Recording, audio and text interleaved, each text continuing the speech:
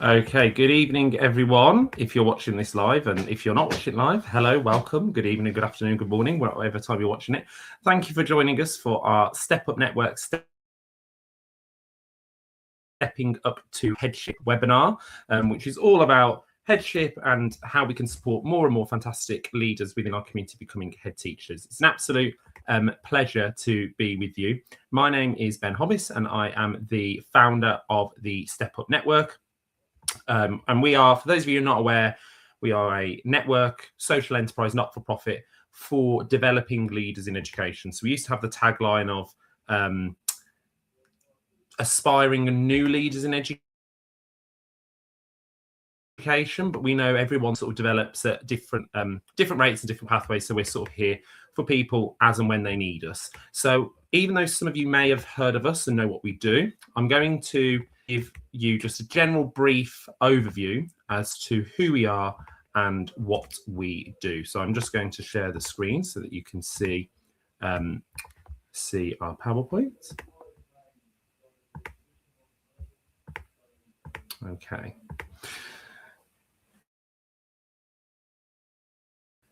So about who we are and our purpose. So why we're here. We're here because we believe that leadership shouldn't be any of the things that are listed in this box about being lonely, scary, unsupported, untrained, or underdeveloped.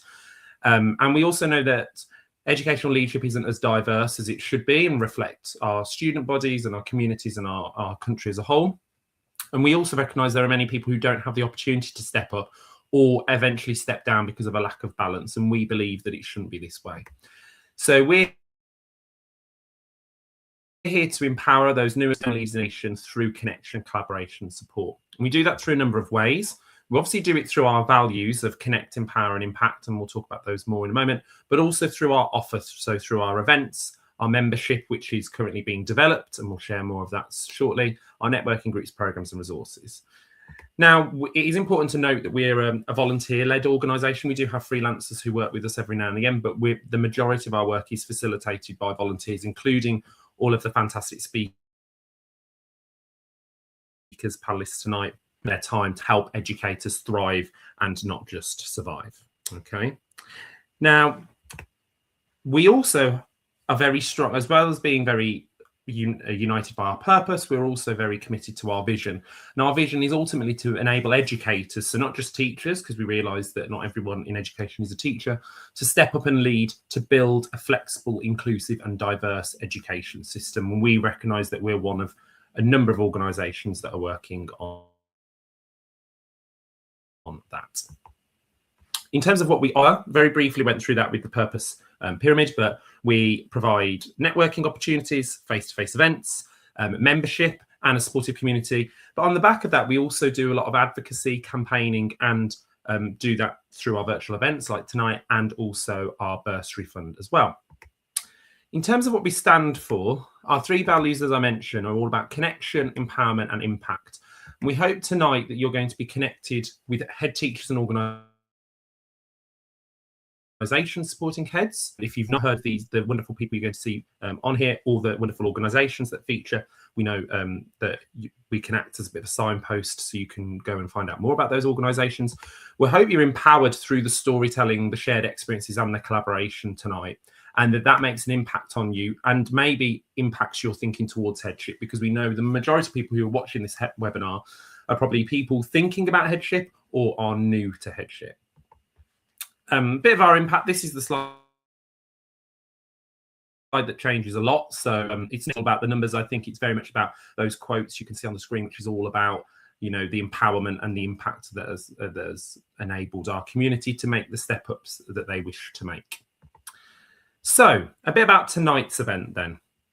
Tonight's event, we very much wanted to do this event because we know that headship's a role that can be really exciting, but also scary. We know that some people often don't know if they want to be ahead, think they want to be ahead, or gradually sort of, or some people who avoid it, or some people get through. There's lots of different ways into headship and lots of different models. We also recognise that the role of head teacher is quite a vacant role. You see it a lot on teaching job websites. If you go onto the Teaching Vacancy Services website or TES or whatever website you're looking at, you will often see a lot of headship level roles available. So what we want to do at Step Up is share the work of many fantastic other organisations, but also share the journeys of leaders who work as head teachers or equivalents, so like heads of school, associate heads, executive, to show how great of a job it is. So as part of this event, we're going to explore it through two lenses. We want to showcase other organisations that are doing work around supporting head teachers and executive leaders, but we also want to enable you to listen to some really fantastic head teachers who are all at different stages of their career as well.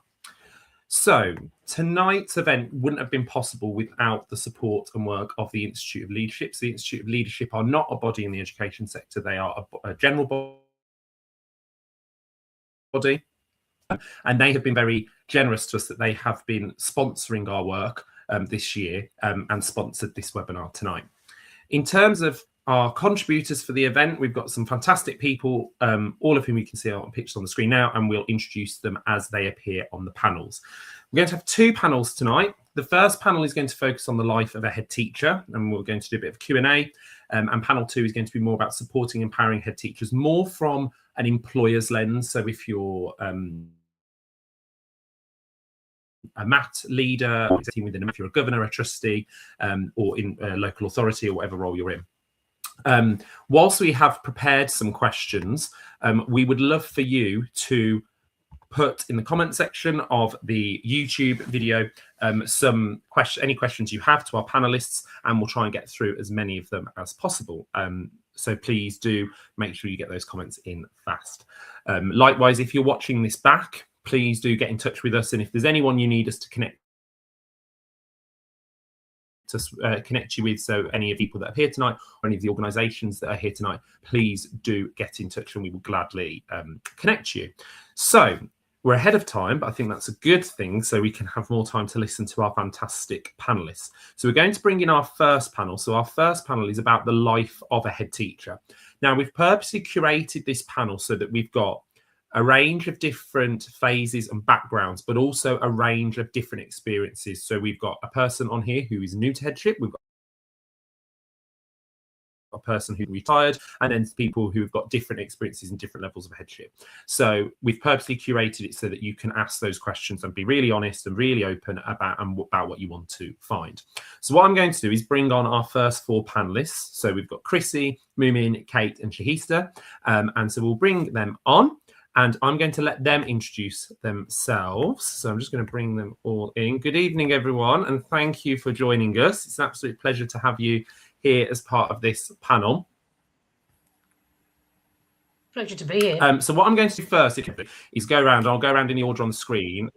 If we can then introduce yourself, give you a brief intro as to who you are and what you do, and then we'll get into the Q&A. So I'm going to start as first on my screen with Chrissy, please. Hello, good morning, good afternoon and good evening, everybody. I'm Chrissy Carter. At the moment, I'm head teacher of Walsall Studio School. Studio Schools is a very unique type of school. There's only about 20 left in the whole of the country, and it is a secondary school for students aged 14 to 19 with specialisms in media, performing arts and music. We do have year 10 students and year 11 students. Those students study English, maths and science, but the rest of their timetable are those creative subjects. So it's very difficult to your typical mainstream secondary school. I have, however, also been a head teacher of a secondary mainstream school for 7.5 years as well. So I've got experience in that too. Most of my teaching career has been down in South London, but I've also taught in Brighton, and then I moved to Shropshire, and now here I am in Walsall. So a very diverse range of schools that I've worked in. Thank you very much. Thank you, Chrissy. And Chrissy also spoke at one of our very first Step Up events in Manchester. And we've got another event coming up in Manchester, which I'll tell you about at the end. So definitely keep your eye out for that. Thank you, Chrissy. Moomin, if I could come to you next, please. Hi, afternoon, Ben. Afternoon, all. Yeah, I'm Moomin Humayun, principal of the Stockwood Park Academy, which is part of Advantage Schools. It's a large secondary school in Luton. 11 to 18, there's about 1,500 students, 160 staff, about 96 teachers.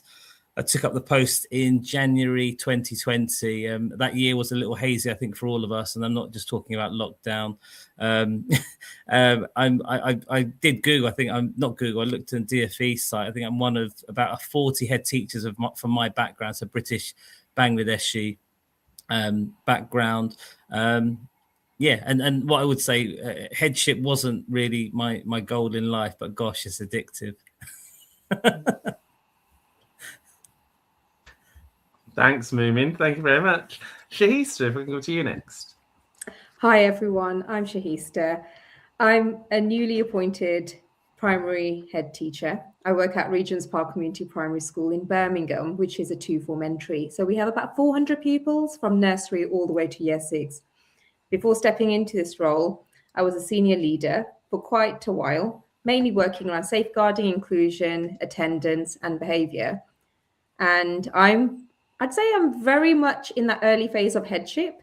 So what I'll share today is very much real time, what the job actually feels like on a day-to-day basis, what surprises me, and what I'm learning as I go. Thank you. Thank you, Shahista. And last but by no means least, Kate. Hello, everybody. My name's Kate Obridge, and I retired from 21 years of primary headship in last July.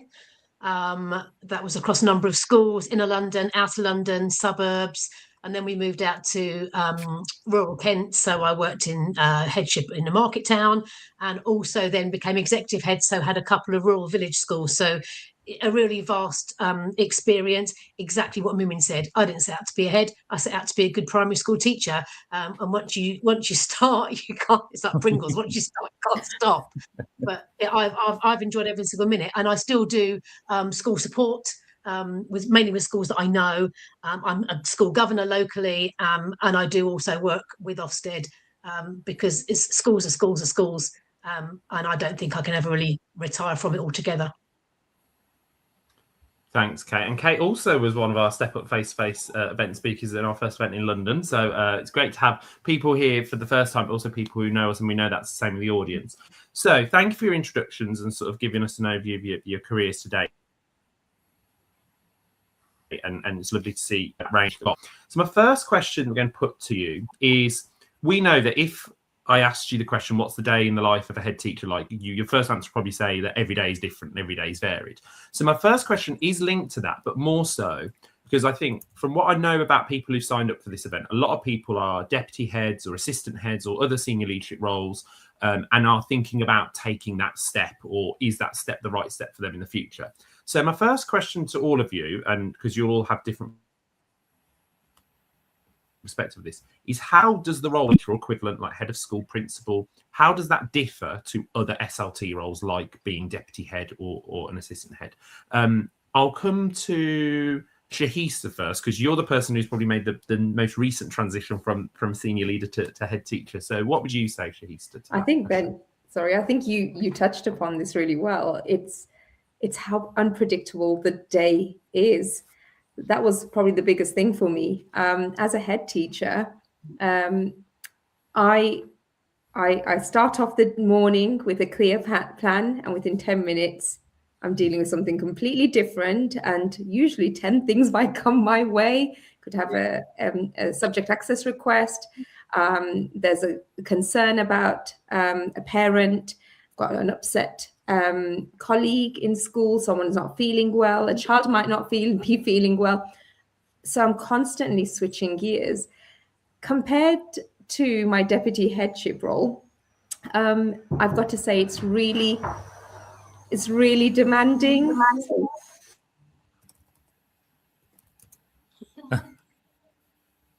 Illustrating the point.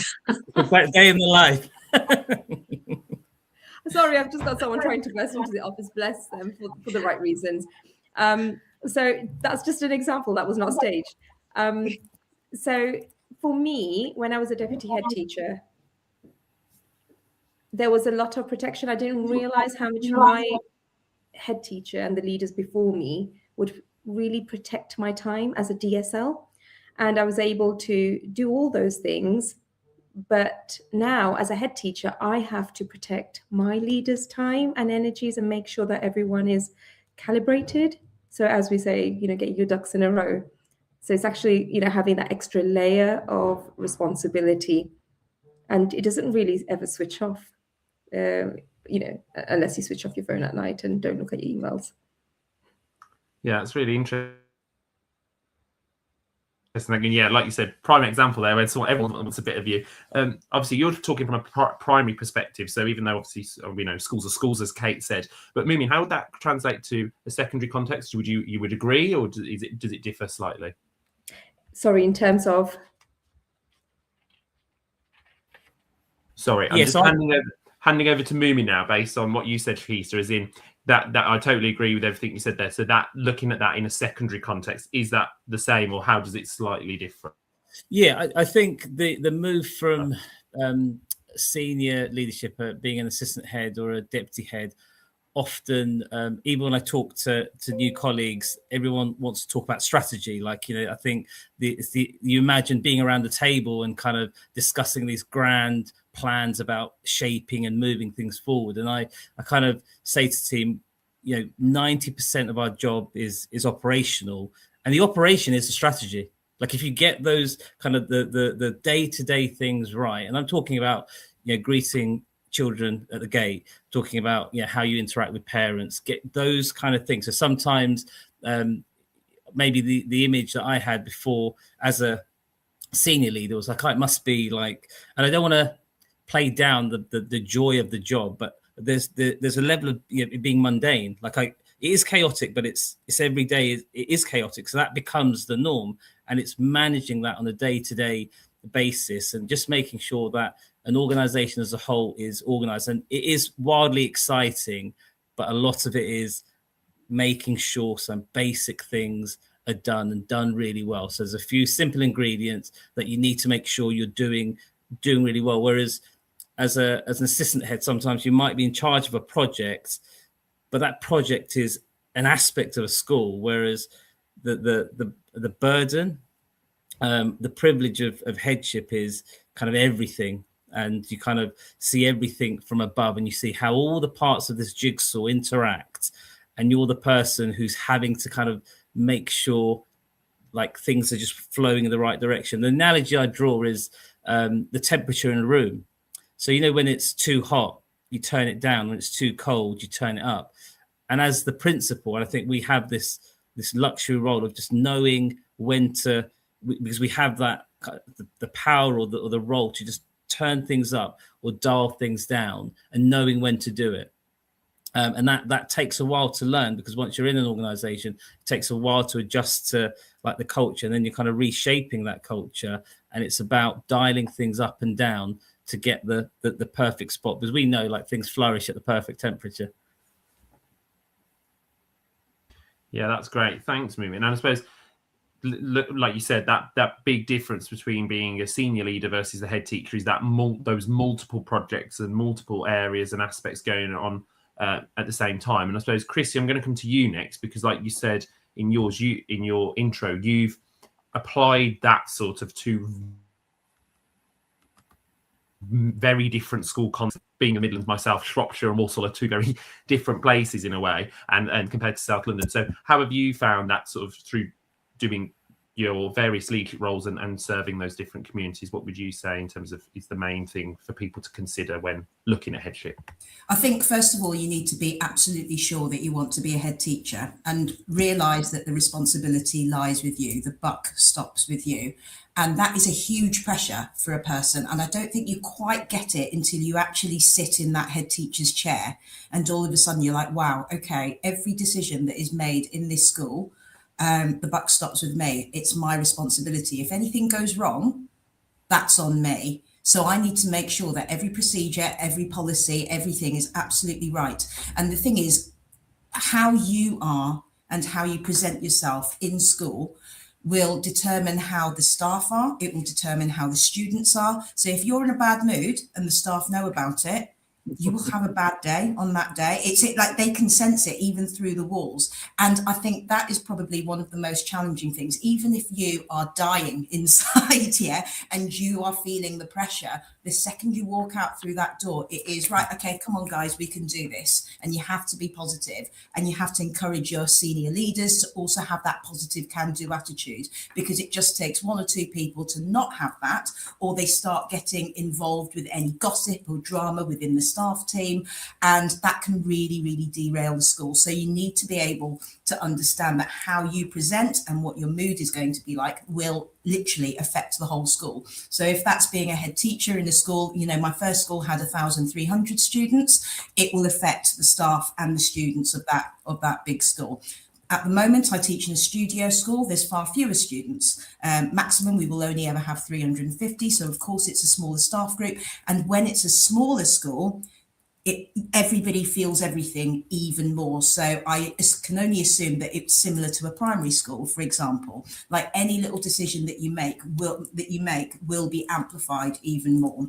And then touching upon the point that Moomin said before, when you are ahead of a larger secondary school, you've got different members of the SLT team, you've got lots of middle leaders who you can delegate responsibilities to, or there'll be one member of staff who's in charge of pastoral, and then you've got somebody else in charge of academic, and you've got somebody else in charge of curriculum. Whereas in a smaller school, you don't have that luxury. So now, as head teacher, there's lots of things that I'm involved with that I wouldn't have been involved with in a larger school. So from next week, I'm going to be in charge of safeguarding, attendance, the parts of the curriculum, on top of all of the head teacher things that you need to carry on doing. So it's very important, I think, for somebody who's looking to step into headship to decide exactly what type of school is it that you want to go into, because you may be from mainstream primary or secondary school, but have you thought of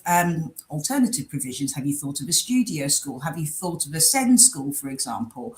And really go and visit that school, get a feel for that school, because I think, you know, the second that you walk through that door, whether that's the right school for you, meet the leadership team, see if you can work with these people, because the second you're the head teacher, if you're appointed, that's who you're going to have to work with. And if they're not the right people, you're going to have some really difficult conversations.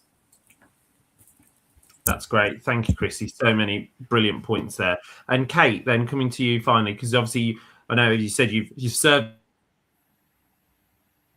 many communities, but also not just as an executive head teacher. And obviously that role can look slightly different school to school. So sort of your experiences, how do those roles differ, and what should people be sort of aware of? So I think the first thing that I want to do is just pick up on what Chrissy was saying about the different sizes of school and the different types of school, because my advice, and nobody has to take it, my advice would be, if you're looking for your first headship, go with the school you know.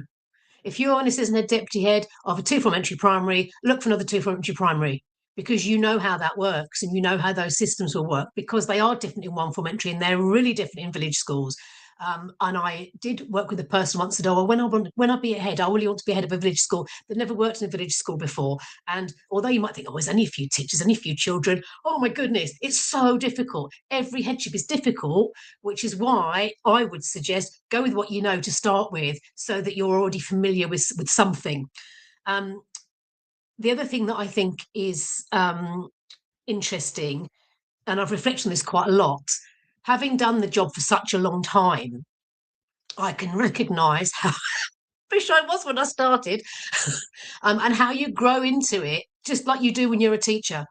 You know, when you start, you're full of all this great stuff and all the rest of it. You might be great, but actually, after a few years, you start honing your craft and you get better at what you do. And if you move schools and adjust to those other schools, that brings another new skill set. And I think one of the things that I learned, 2 things I learned, which don't often come out, so people say, headship's really lonely. Headship's really lonely. And it can be. It can be, because nobody's wearing your shoes, nobody's sitting in your seat. You're the only person on that payroll with the role of head teacher.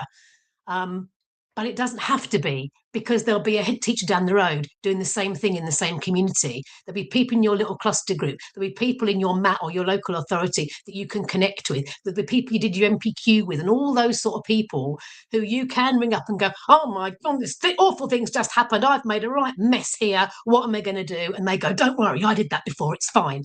And that's how you kind of realise it is lonely, but it doesn't have to be. You can make it not lonely. And I think the other thing is, comes back to what Shahista says. I think it took me a long, long time to realise that actually the buck only stops with you for certain things. There's always somebody above you, always. Matt or local authority, there's always somebody, and most of the time that's a great thing because you can go, this thing, or they're coming down to pat you on the back and say, well done, that was really great. And even in, let's take the worst case example possible, even in an Ofsted, you know, the reason an Ofsted might go wrong, and you might panic about that, and it all goes wrong and all this thing, oh no, what's going to me, they're going to throw me out. It won't be your single fault or your single responsibility why that went wrong. So whoever's coming in to support and help will be looking at all those different things that happened, and it will be a collective thing. And the flip side of that is when everything's going really well, it's that collective responsibility. And certainly, I can't speak for secondary because I don't know what it's like to be a secondary teacher, but for a primary head, you look at your kids and your staff and it's like just having one big class, you know. And that's what I loved as a primary teacher. So I think there are lots, as people have said, there are lots and lots of things that are different, but I don't think that some of the things that are scary different need to be as scary as they're sometimes made out to be. Thanks, Kate. That's brilliant. And thank you, everyone, for your answers for that first question, because there's so many different points that I want to pull apart there and go on to the next and go on to future. So there's two key points I'm going to pick up. I'm going to pick on the first one now. We sort of alluded to there sort of that preparation for becoming a head, and obviously that preparation could come in different forms. You know, ultimately I think everyone forgets that you're not taught everything on the NPQH. Like, you're not taught, for example, last week on Thursday when my school had a massive power cut intermittently, that doesn't come up on the NPQH. So what sort of things could you suggest? Because we all know that often if you look at the NPQH framework, a lot of people applying for headship roles will know most of that, whether they've done the NPQH or not. But that sort of operational leadership you really get experience of. And as Moomin said, 90% of our role isn't operational, but you obviously get that as on the ground development. So if you're someone who is an aspiring head teacher, what sort of development, and that could be formal or informal development, would you suggest people looking at? Moomin, I'm going to come to you first, if I may.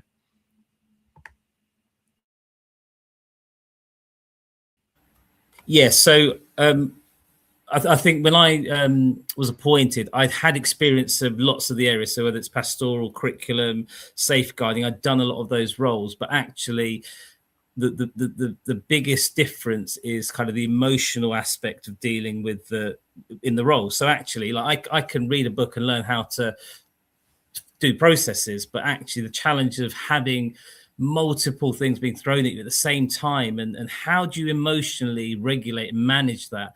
And I think what Kate said is so right. It can be lonely, but you need to reach out. So I'd say one of the key things is looking at a coach or a mentor. And I'm really grateful for my previous kind of line, my boss, mentor, who I still kind of lean in on. And whenever I say, look, this is something that's happening and I'm not sure, I need someone to sound things off, and just to guide someone who's been there, done that, and to let you know it's okay. I'd also say, like, using opportunities also to visit other schools and other, to outside your own bubble, because I think it can be an echo chamber where even if, I'm a large school, but actually I use every opportunity to visit primary schools, meet with primary colleagues, secondary colleagues in other schools and other settings. Just otherwise you become kind of institutionalized and you end up thinking in a very, insular way.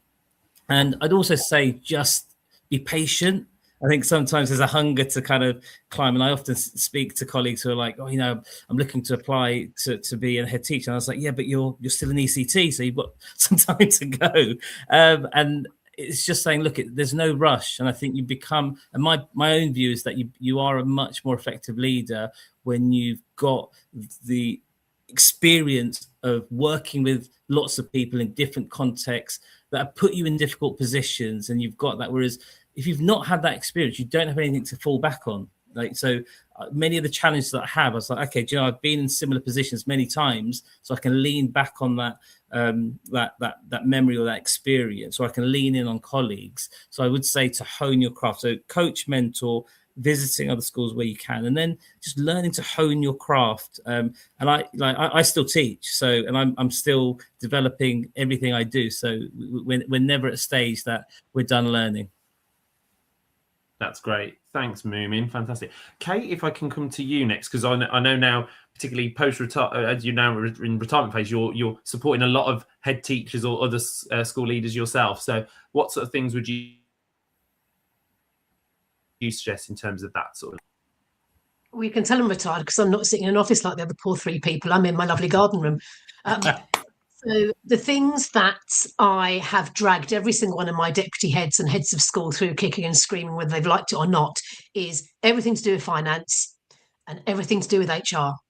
So because in my first headship was 3 years, and in that time I think I did every single possible HR procedure that we had to do: redundancies, restructuring, disciplinaries, capabilities, sudden death of a member of staff, all those kind of things. And as Moomin said, you can read a book and learn them, but actually when you realise that the person on the phone to you the most of the time in your week is your HR person, then actually, that's a big thing to have to manage. And again, as Moomin said, it's the emotional side of it, because nobody goes into headship wanting to get rid of people or wanting to do horrible procedures to people. What you're looking for is to have the best education for your children you possibly can, and the best people delivering that. And so it does bring all that emotion with it, and that's really, really hard. The finance side, because nobody ever teaches you finance, and it's different in every school, every local authority is different. And the same with maths as well. So every budget setting, every budget monitoring, I've had them in there doing it with me and the business manager so that they know how it works. And so a couple of years ago, I had to take a few weeks out sick. I had a lot going on in my personal life, and I just couldn't manage everything at once. Took a bit of time out, and it was budget setting time when they just did it without me because they'd been doing it for the last few years with me. So if you can get in on that, ask to be in on it. No, nobody should be saying, "Oh no, I'm not letting you see the budget. That's all mine." And I think the last thing I would say is know your school business manager's role, because I was in my 4th headship before I got a business manager. So before that, if there was building work happening in the holidays, I had to meet the project manager in my non-contracted hours. If there was a flood, I had to work out what was going to happen. I had to make, we have finance people doing the nitty-gritty invoicing and what have you, but all those big things had to be done by me, and that was really, really hard. However, having done that, I know now what a good school business manager does. And I've always compared it to being like, your year 6 teachers, they teach those year 6 kids and they get them through the SATs. And then whatever comes back, you're either like, that was great or not, so, or whatever happens. You're not sitting on their shoulder all year watching what they're doing. You trust them to do it, but you know what they're supposed to be doing. So if they need support or help, or they need the praise for doing well, you know that that's what you're giving. And if you don't know what your school business manager's job is, then you can't do that for them. So one of my heads of school went and shadowed our business manager for a couple of days, because they're the ones also have all the contacts for things like when it snows, who have I got to tell? When it floods, our village floods all the blooming time and the village school's forever closing. All those little things, when there's a power cut, when something happens that you're just not expecting, a fox runs into the hall or a rat runs down the corridor. We had that once. That's what those people know. And again, village school heads unlikely to have one, so you need to know where you go for that support. Brilliant, thanks, Kate. So important. So Shahisa, I'm going to come to you next as a newer head teacher. What sort of development did you have, and what sort of things do you wish you had to prepare you for the role that you could share with others? Well, that's a really hard question. About in hindsight, I think the first part is easier to answer. In terms of the development that I had, I was always proactive because I always wanted to do better and serve the community better. And the only way I could do that is from a system leadership perspective. And so at every point throughout my career, I was thinking about what stage of leadership or what role did I hold, and what corresponding CPD would help me in do my role better. And so I'd always I looked out for MPQs, the relevant ones at each point in my career. And every couple of years, I would think about doing another one so that I could challenge myself at every point. And I would use the feedback given by line managers and people around me. So as part of 360 feedback, I would use that to challenge myself, sign up for the next course, and implement my learning, make mistakes, seek feedback, and start that process again. That really helped me develop as an individual, as a professional, and help others around me as well as I moved up the stages in my career. And I think it's really about thinking also about the support structures that we have around you as well. It's about kind of getting out of your comfort zone, and really, like, I hate speaking in public, believe it or not, but at every point I will seize the opportunity where I can push myself, challenge myself so that I can grow. And we don't need to, sign up for that kind of negative rhetoric. We can actually be the positive forces and drive positive change by being a good role model, hopefully, for others. So whilst there are challenges, it's really important, like Moomin said, to lean on the networks around you, to think about those formal learning routes like the MPQs, like I mentioned, because it gives you that space, and I know colleagues have mentioned, it gives you that space with other leaders who are grappling with similar questions. So it's being part of that professional community. And I think Step Up is a fantastic one. And just going to networking events, whether it's a BAME Ed, Research Ed, just go out there, have conversations with individuals. And I think having also the humility to say, I just don't know, can someone help me with this? I think that would help. And in retrospect, I would say that just sometimes picking up the phone and asking that question. So thank you.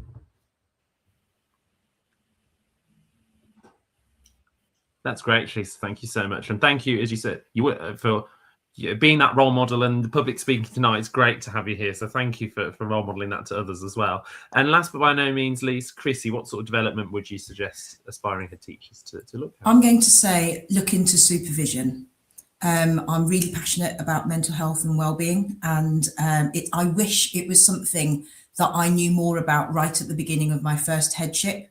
For those who might not know what supervision is a formal confidential space that you speak with somebody who's trained to be a supervisor to talk through the emotional impact of your work. Because when you're a head, you're not going to be just hearing the safeguarding stories of the students, you're going to be hearing it from all of the staff as well.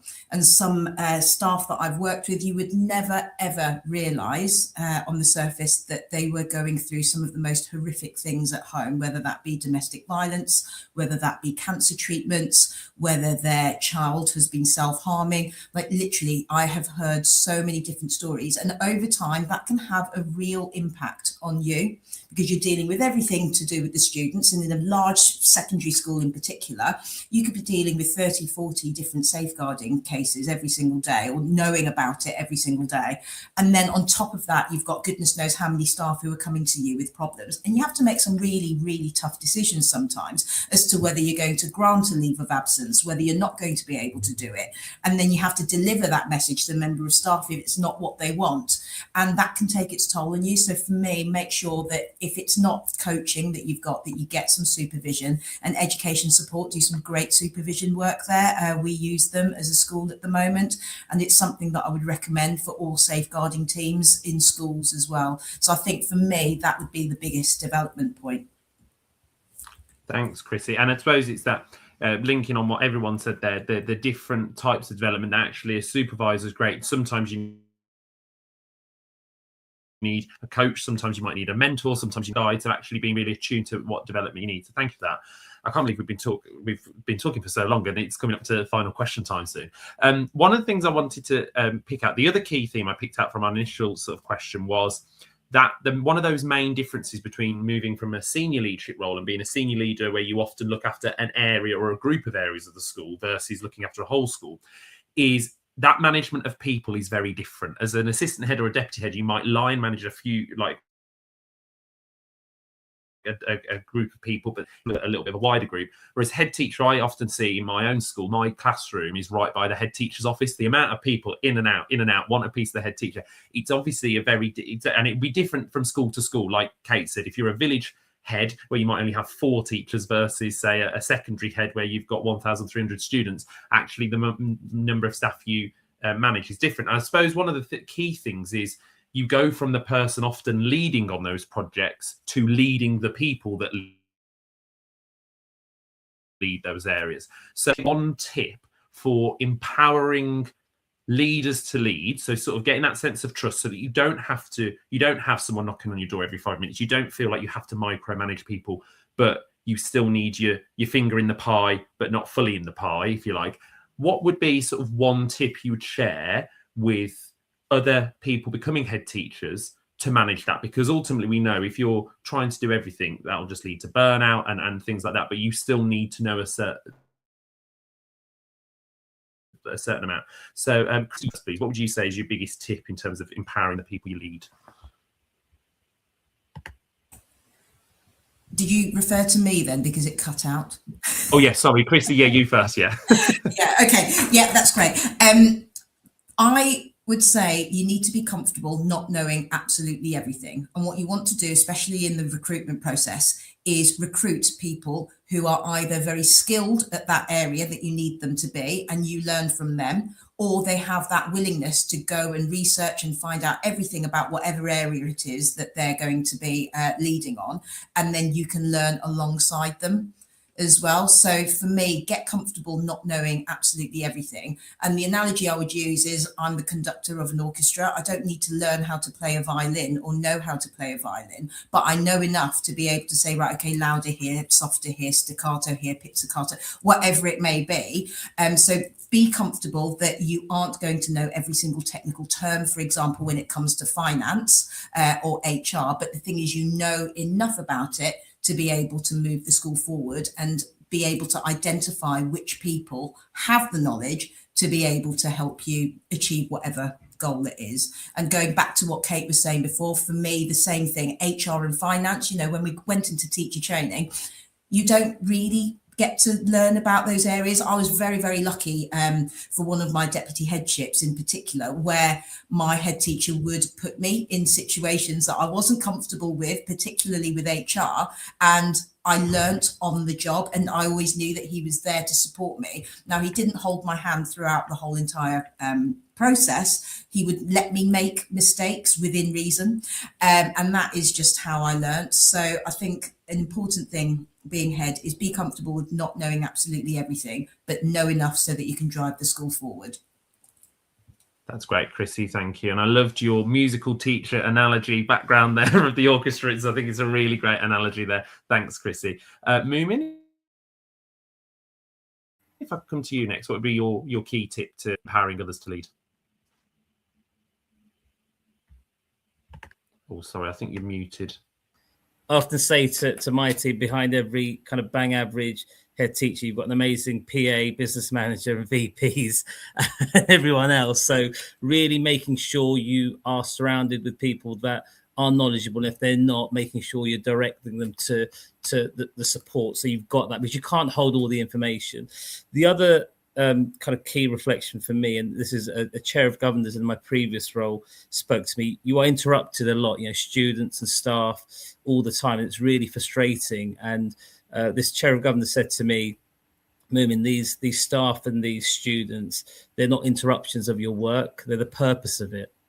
And when you reframe that and think, do you know what, yeah, that's the gig. Like, they're not interruptions, because the ability to keep the organization functions, to make sure everything is moving along. And actually, if there are concerns and worries, I might not be the person that ultimately fixes things, but the ability to listen and to provide support and guidance allows that person to get on with the key job, which is making sure we're getting the best outcomes for our young people. So yeah, that not viewing the interruptions as interruptions, but you know, that's the gig. Thanks, Moomin. A really good, useful tip. Shahista? I think if there's any one thing that I'd say to anyone stepping into headship, it is don't try to manage the role on your own. It's, and as I referenced earlier, and we all spoke about, build your network early. You have people outside your school who understand the pressures, who you can be honest with, and who will help you to think rather than react. So having a good coach is so important, and it doesn't have to be at the point of deputy headship. It could start earlier if it helps you build your confidence or get you to build, increase your own self-awareness. The role itself becomes unmanageable when someone is isolated, but it's unsustainable. So it's important that you find it sustainable by sharing the issues as they crop along. And there's always someone willing to share their experience or give you that kind of encouragement. So it's important that that you don't allow isolation to make headship harder than it needs to be.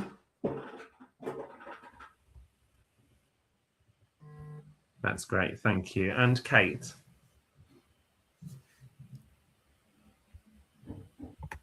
I think the biggest thing that I learned over all these years is that everyone on your team's got to have the same moral purpose. And I know that sounds like, oh yeah, well, everybody will. No, they really haven't. They really haven't.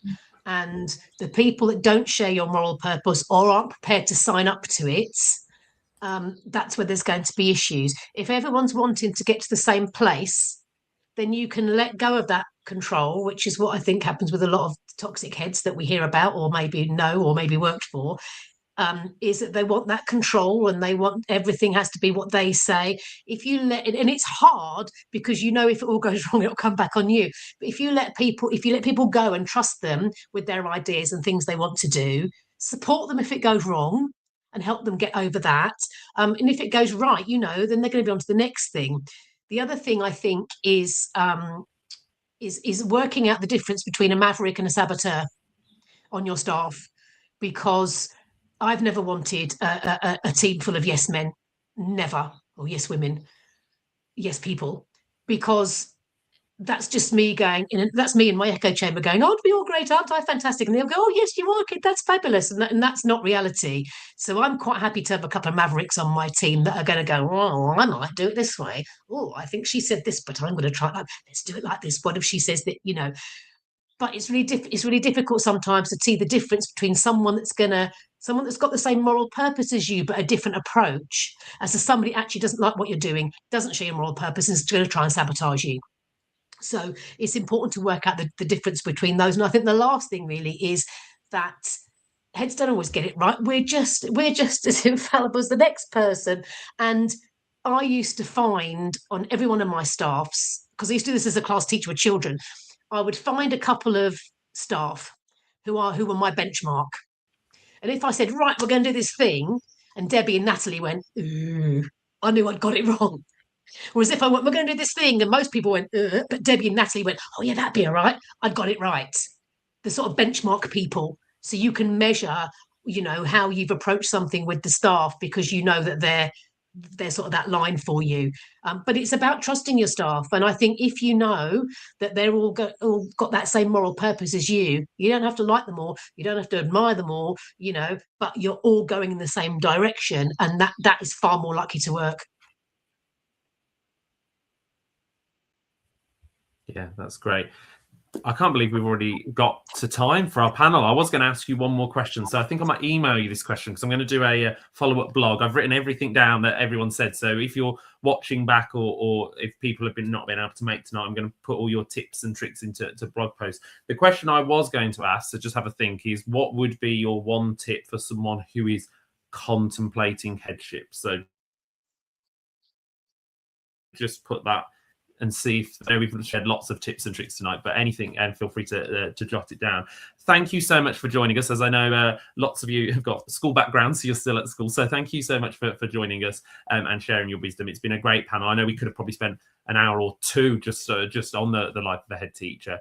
So I really appreciate you being here, and thank you on behalf of the Step Up community for giving your time this evening. Thank you. Okay. So we're now going to move on to our next panel. So our next panel, which leads on from that, is going to be focusing more so, we've entitled it Empowering and Supporting Head Teachers, and we've invited some fantastic people who support in the headship sphere through a number of different ways. So I'm really pleased to welcome to the screen Nadine Bernard, Jonathan Coy and Kate Smith. So I'm just going to add them onto the screen now. Thank you and good evening, everyone. Thank you for joining us. It's an absolute pleasure to have you here. Can you hear me okay? Yeah. Yeah, lovely. So thank you for joining us. We're going to start with building on that, obviously. Oh, Kate, can you not hear us? It's in your comment.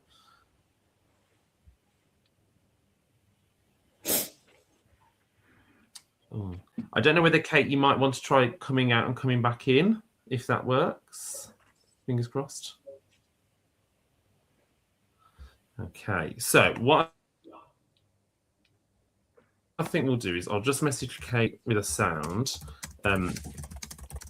So this panel is all about, we've talked about the life of a head teacher, but we know there are so many people that influence that role of head teacher.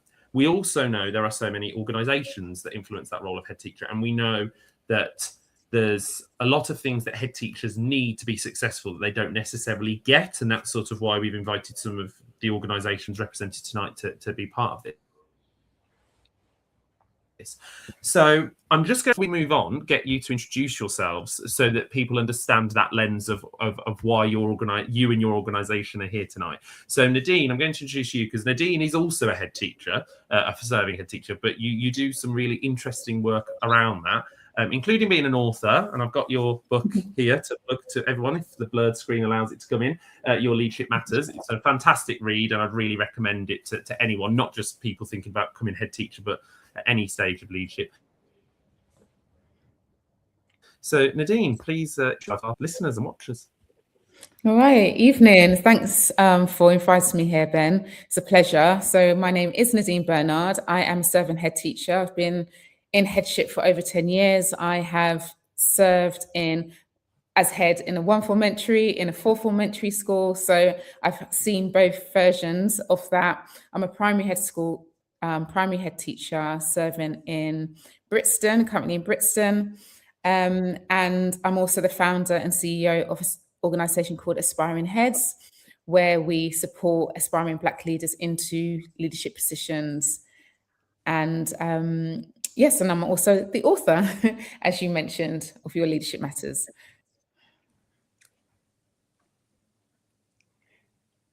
Oh, Ben, you're on mute. I also like to just add that I am a mother of 3 as well, 3 boys as well, 5-year-old, 14 and 16. So I've got the teenager and I've got the little one there. So I am also the advocate that, head teachers can also be mums and parents and doing all of that stuff too. Thanks, Nadine. And, we say lots of us in education, we wear lots of hats, and you do wear lots of hats and spin lots of plates and keep them spinning. So thank you for being here tonight. It's an absolute pleasure to have you here. Jonathan, if I could come to you next for an introduction. Hi there, I'm Jonathan from Headteacher Chat. I was a trust leader and a head teacher of an infant school.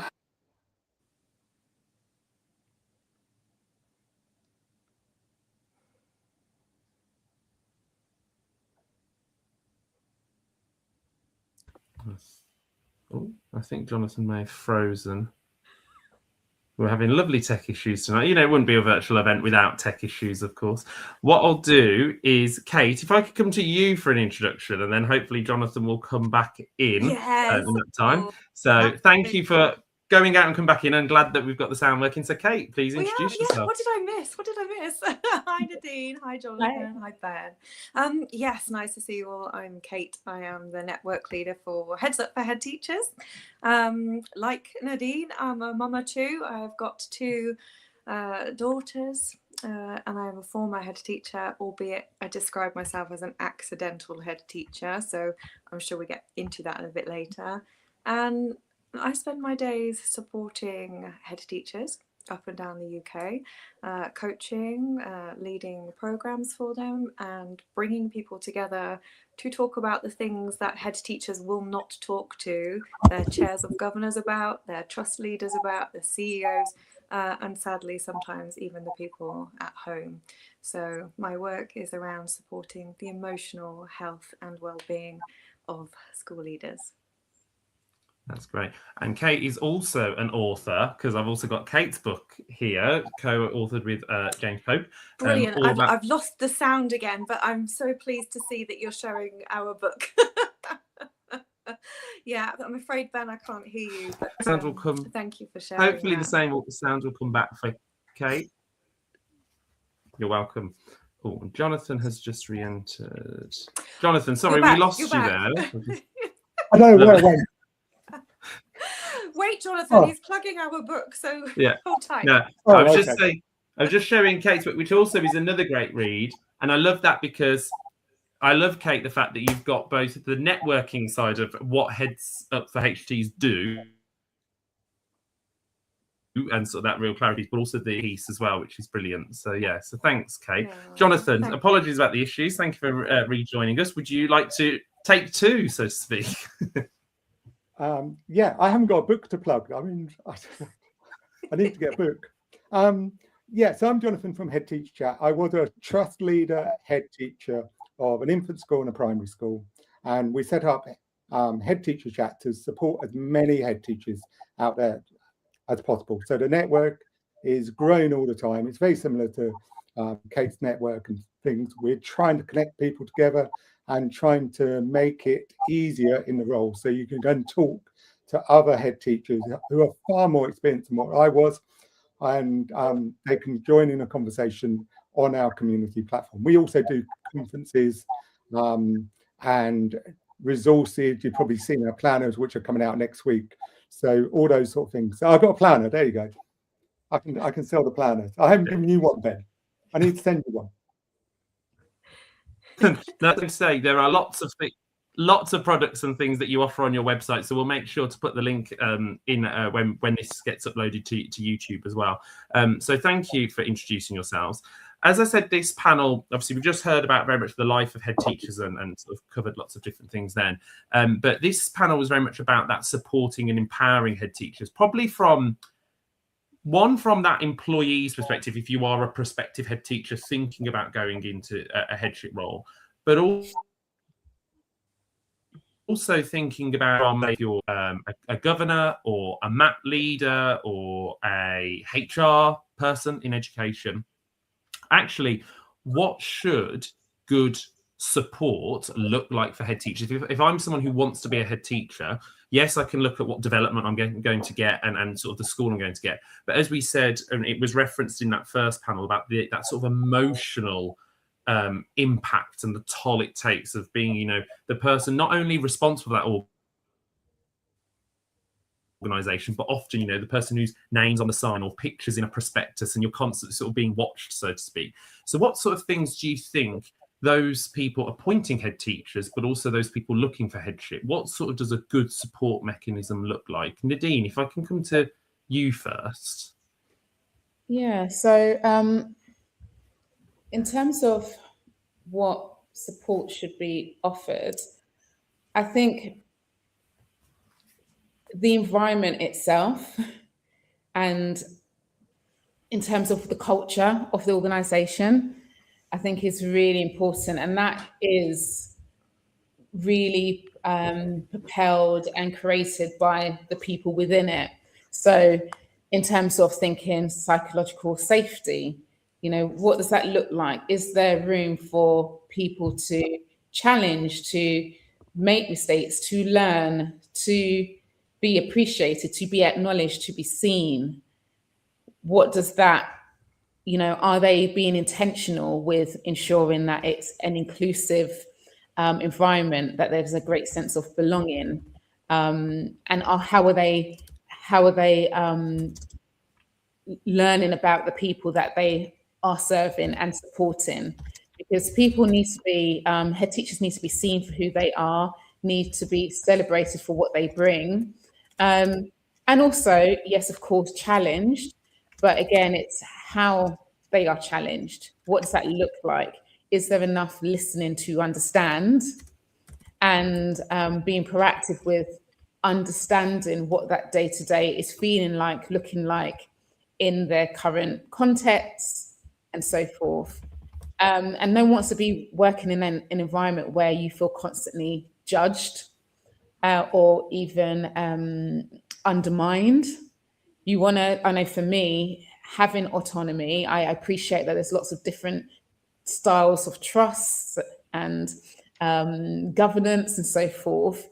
But I'm a person, like, I like to feel like I have a level of autonomy, not within a place where you feel like you're constantly scrutinized, you're constantly being told this is how you need to do it and that's it type of culture. And I think in terms of a head teacher or someone looking to step into headship, I think it's also that also it's you're seeking out to see, okay, is this going to be a place that will acknowledge my needs, can see me for who I am, and can also ultimately see the potential that I bring into the space. I think that's really important. And the value you feel in a place where you feel valued. Yeah, that's great. Thanks, Nadine. And I suppose it's that importance of, yes, whilst as a head teacher, you are, imperative to helping set that culture. Often if you're going into new to that role, you're joining the culture and seeing if that is the right fit. But even if it's not necessarily where you want to be, how you put to that culture, but that impact it will have on you and your values really important. So thank you. Jonathan, if I could come to you next, and obviously you'll probably come from your perspective as Headteacher Chat and supporting lots of school leaders as well. What sort of things do you hear or do you provide that seems to provide really effective support for head teachers and school leaders? I think there's a lot of conversations that go on within our platform about this. So, and I think the key one for the trust or who is running the school is they need to have structural protection for the staff and for the school leader, especially a new leader. And they need to know how to protect them from complaints, SEN decisions, going through the Ofsted, actually take off the weight for the new head teacher for them, and actually really be practical about that.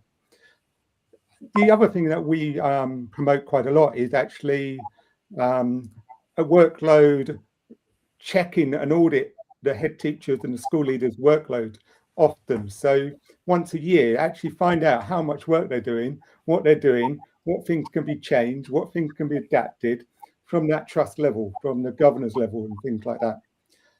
I mean, the other thing, it's everything that Nadine was talking about, that belonging and that culture. We're finding also that the complaint process at the moment is so draining on school leaders.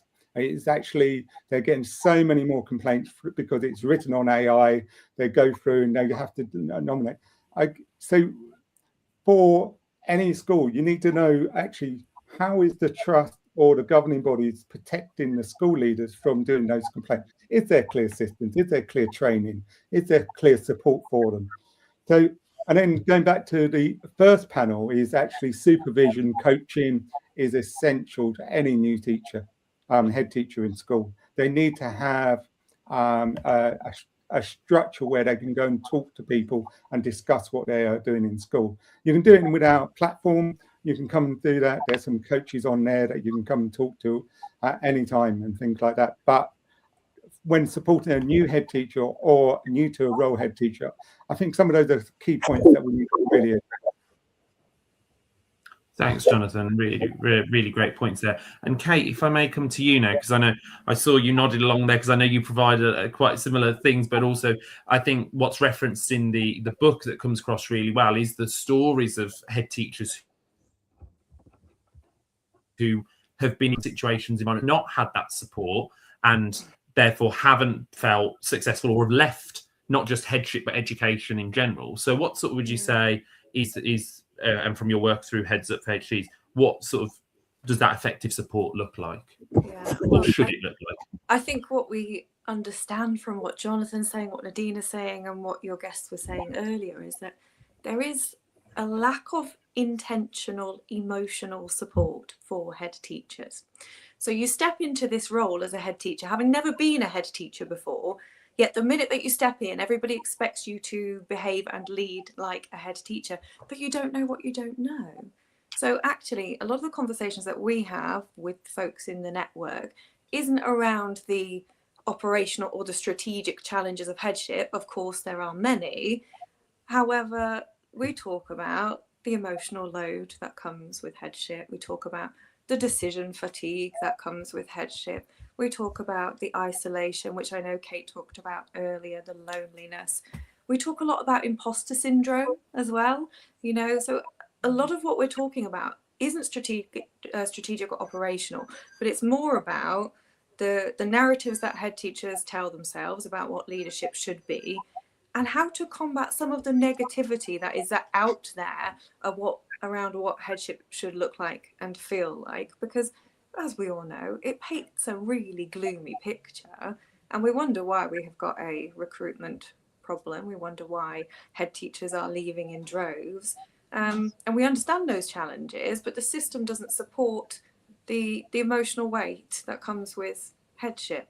So our work is predominantly in that space, working with people on how they can move from that scale of sort of sinking over here and surviving over here into a space where they're thriving. Because actually there are a lot of head teachers that love their job, that are doing it very well, and will happily say, you have the ups and downs, and it's like a relentless carousel, and every day is difficult and every day is challenging.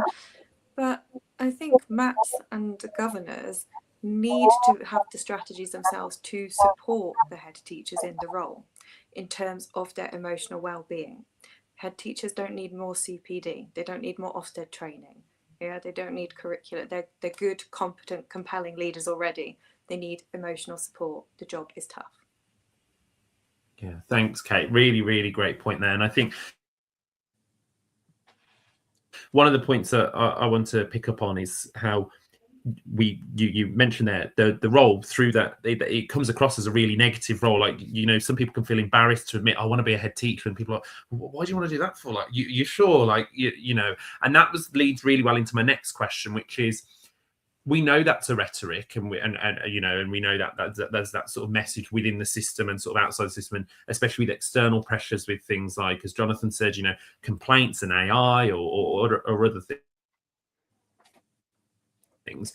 Is we know we've got a recruitment problem and retention problem of head teachers within the country, but also from Nadine, your work with aspiring heads, we also know actually we don't have a very diverse population of head teachers, and it's slightly getting better, but not at a rate that we feel is acceptable. So how can we make then headship and its equivalent roles, because we know it comes with other titles like head of school and principal and things like that, how can we make headship more attractive? I know we've talked about support. How can governing bodies, MATs, whoever's recruiting head teachers, how can we make it a more attractive role so other leaders want to aspire to become a head teacher and actually to lead and serve a school community? If I can go the other way around, so I'll start with you, Kate, this time, if that's okay. What could those people who are recruiting do? Yeah, I just wonder whether we need a reframe on this, because it doesn't need to be an attractive job. It needs to be a sustainable career. I think that's the reframe, isn't it? Because we don't want to pretend that it is an easy job, but we want to be realistic about the highs and the lows, the stories and the things that go well, and how it might feel to be a head teacher. Because, we learned this from the guests earlier, and we all know this on this panel from talking to other leaders. You don't feel that level of responsibility and accountability unless you're a head teacher.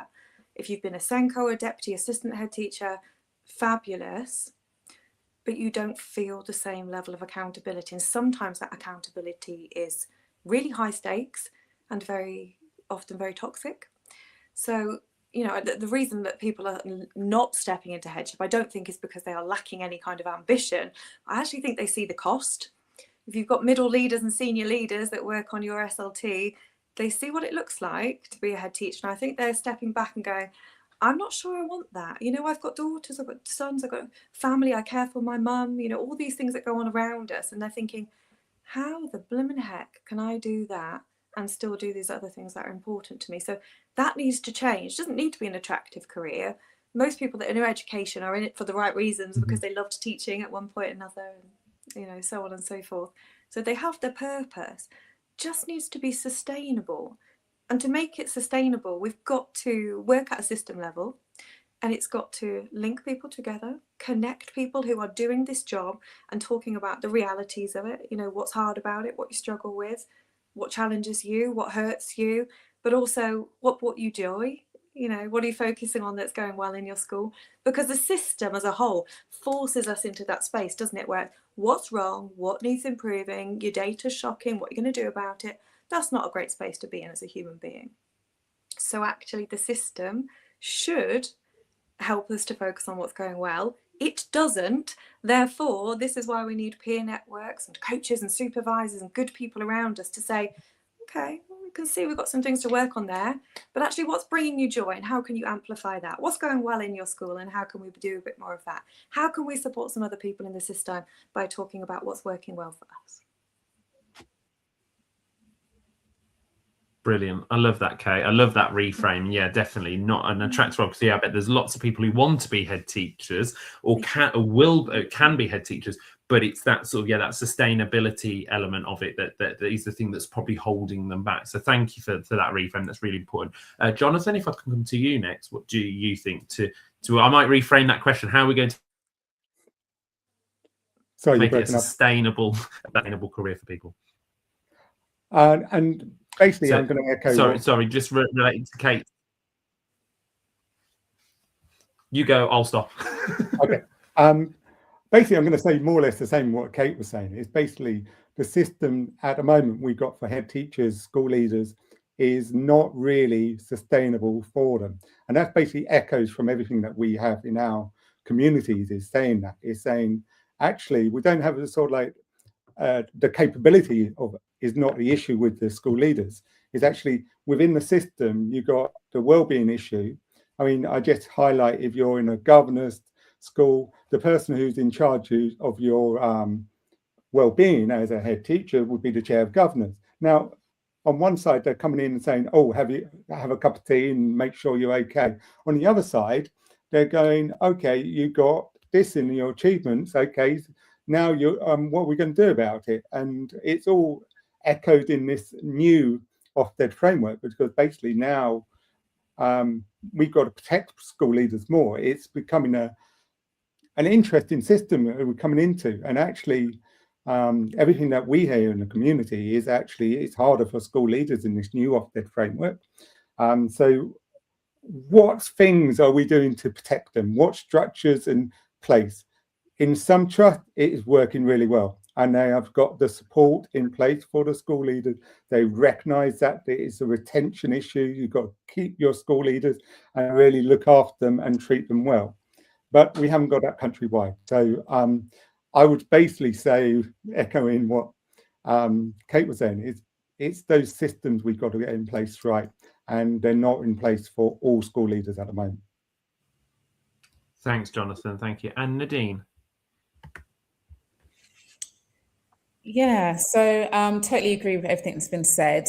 And I think I just speak from a person from the global majority perspective. And research is really clear that it's not necessarily a case that individuals don't want to be head teachers. Actually, there are a great number of global majority teachers going into the system or applying to become teachers who actually want to progress, want to elevate their careers and step into those leadership positions. But we see time and time again that they actually are being much more harshly judged than their white peers, that they're constantly feeling like they have to prove themselves, whether they're good enough, or being overlooked for positions and so forth. So in terms of, there being a crisis of not enough head teachers and so forth, actually, if we really, again, lean on that point about taking care of the teachers that we do have and being intentional with how we support them, how we grow, develop, providing the mentoring, coaching, supervision along the way, and creating those environments where it can be free from, the racism, biases, we all know, well, in an environment where people acknowledge their biases and that's challenged and so forth. And, those environments where equity, again, belonging, high expectations for all is there. And that also combined with high support. So high challenge, but also high support, and how we actually supporting the many that I know who actually want to step into those, so that headship or leadership position. Why are they being overlooked? Yeah, fantastic. Thank you. And I know that's something that obviously the work that Aspiring Heads do, but also your book really, and I think the book in particular for people who maybe aren't as aware of the disparity between global majority educators and their white counterparts, it does really well, and you sort of provide lots of tricks in there. So I suppose that's good for if you are a head teacher and you see people that should be head teachers, about empowering and supporting them to do that. So thank you, everyone, because that was a really great answer to our questions. So we've looked very much at that sort of, what does a good support mechanism look like? What do we need to do to make it a more sustainable career? So I suppose now, sort of linking those two questions together. So it's sort of that support, but also that that sustainability. If you are someone who is, whether it be you're a chair of governors, whether it be you're a head teacher and you've got people working for you who could be great head teachers, what sort of things would you suggest they put in place for those future head teachers? Whether that be, we've talked about a lot about the well-being support being there, but ultimately, how can we, empower not just really good head teachers, but really good head teachers, but they can still be, fantastic parents, they can be fantastic, friends, fantastic partners, because ultimately I think we often think of it being compartmentalized to the rest of people's lives. I'm a head teacher, but I'm also, as Nadine and Kate, you did in your introduction, I'm a mum, I'm this, I'm that. How can we encourage people from sort of their early part of their leadership career, not just when they become a head teacher, to think about that sort of well-being piece intentionally? It's probably, I suppose, the best way to think of that. So how can they intentionally shape their well-being as future leaders? Jonathan, could I come to you first, please? I think I always struggled with this one, because I'm very much I go full into the role, basically takes over my life. So if I was going back into it now, it'd be basically about boundaries and actually being clear on the boundaries that you set and how you do it, and be very clear about that communication to everyone involved. So everyone it has the same sort of like ideas of what is good well-being, what is good workload, and how you do it, and actually have those conversations with staff, all staff, about the workload. What is the workload? How is it? As I said earlier, it's about auditing what you've got in schools and how you make it better. So then you can have those boundaries, and then you can really concentrate on the important things. We hear too many times that sort of like head teachers are doing too many hours work. They're not looking after their family. It's a group conversation in the head teacher. We're trying to give them the boundaries so they can make it more sustainable. So yeah, it's a tricky. I'm probably not the best person to actually ask on this one. Oh, the lights have gone out with Nadine. Okay. Yeah. It's down to boundaries. You got to make sure you're doing it. You've got to make sure you're strong on what you're doing for yourself. You're looking after your own well-being. The great Patrick Otley O'Connor always said you've got to put your own oxygen mask on before you're looking after everyone else. So if you're not doing well, then it's not going to work for everyone, is it? So you've got to look after and put boundaries on your own self. Your own self before you do anything else, your own well-being. Thanks, Jonathan. Great point. Nadine, if I could come to you next. Was telling me to get out. But yes, so in terms of for myself, I remember when I first stepped into my very first headship, and I had to think about what's really important to me. And, you know, my elder boys were much younger. And I remember deciding that I'm going to ask the chair of governors that and request that I'm able to pick up my children once a week from school. And that's part of me negotiating and agreeing to step into the headship. And that's what was agreed. So in my first headship, I picked up my children once a week from school. Yes, there was the anomaly. Sometimes school happens and it's not possible. But that for me was really important and made me happier. It made me feel good. It brought me joy. So therefore I was able to bring that into the workplace as well. I think also touching on being a mummy, one thing that I learned really early and have been really grateful for is being able to go home and having to switch off because of all the demands that are required of me when I do go home. And I remember meeting with other leaders and saying, you know, I'm working till this hour at night and I'm having to do this and so forth. But even if I needed to, or it felt like I needed to, it was not possible. So I actually embraced it in the end and thought, at least I am forced to have to switch off.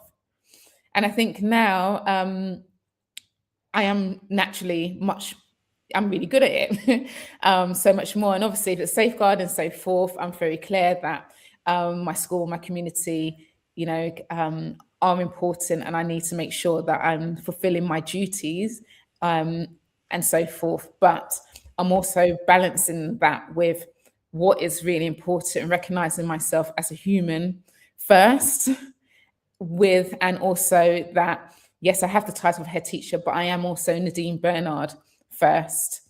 I think also that piece around flexible working, I think that should be, you know, leaders should really force themselves to look at ways to make that possible. I know of some leaders in our school who are not necessarily head teachers, who are deputies, assistant heads, where their head teachers allow them to work from home once every 2 weeks.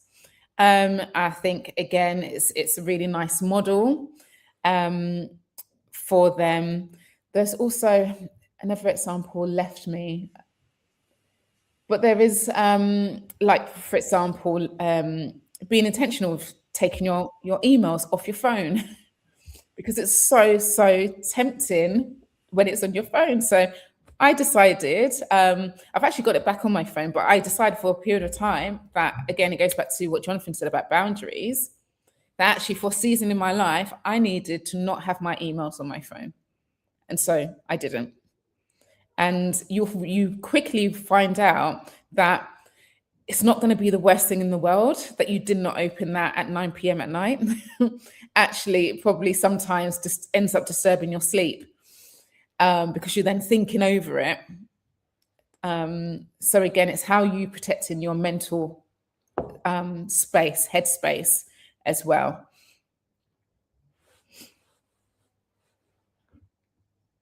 That's great. Thanks, Nadine. So many great tips there. And I think that importance of, you know, recognizing, like you said, that you know, you're not just the head teacher, you are Nadine Bernard, and that looks very different. And also I think that sort of role modeling to other members of staff as well. Like, and I know you've spoken about that before when I've heard you speak at other events. Like, I'm going to pick my children up once a week, and like if anyone wants to come and talk to me about similar things, please do. And I think that sort of is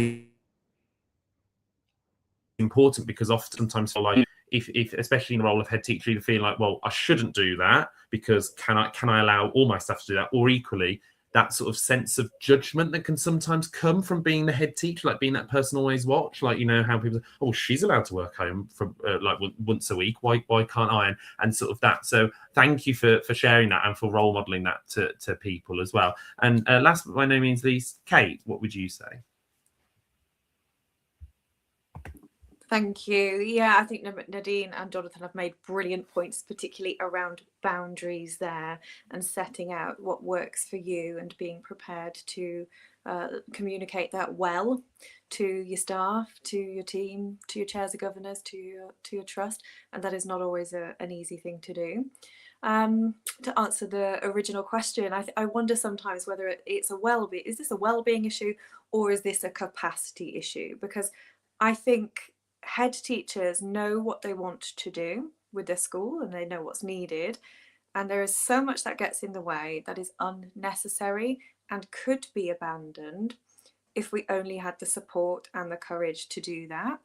Head teachers will often not give themselves the permission to do the things that they want to do, be the way they want to be, or lead the school the way that they know is best, because it can often be a very vulnerable or dangerous space.